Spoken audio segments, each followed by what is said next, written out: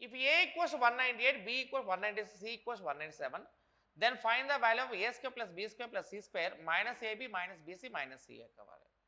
అంటే ఇప్పుడు ఎప్పుడైనా సరే దీనికి ఒక ఫార్ములా ఉంటుందమ్మా మనకు జనరల్గా మనకు ఫార్ములా ఏ square plus b square plus C square minus AB minus BC minus CA equals ఏంటి మన ఫార్ములా అంటే ఇది మన ఫార్ములా హాఫ్ ఇంటూ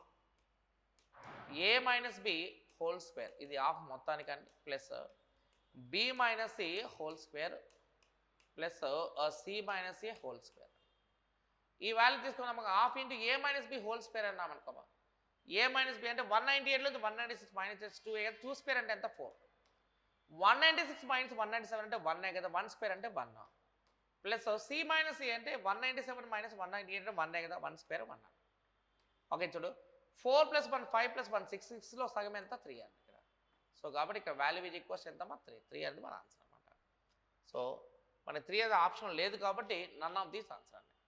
ఇది ఏ మైనస్ బి హోల్ స్క్వేర్ అంటే నెగిటివ్ నెంబర్ వచ్చినా సరే స్క్వేర్ చేస్తామంటే పాజిటివ్ నెంబర్కి మారిపోతుంది అనమాట